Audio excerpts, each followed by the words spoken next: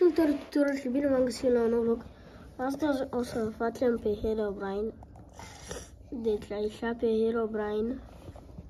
Să-l facem chiar pe Herobrine și să vedem dacă o să meargă.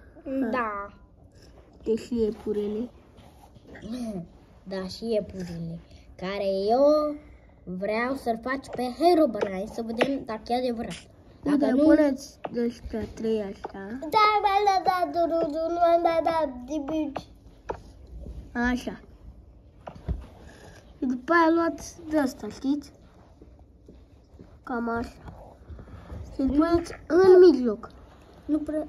Așa. Așa. Și după aia puneți de astea prin așa. Și de asta aici. Și Am văzut. nu știu dacă se vede. Da, cam așa. Da. Uite. Una aici, una aici. Tata. Hai, știți. Știți, ține telefonul.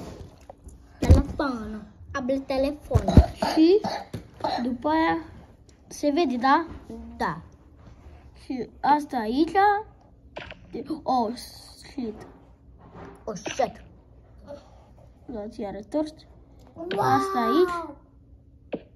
Opa. Și asta e aici, da? Opa, stai că uite să iau un dos. Gata, am 5 bătături de Așa. Și că trebuie să fac eu.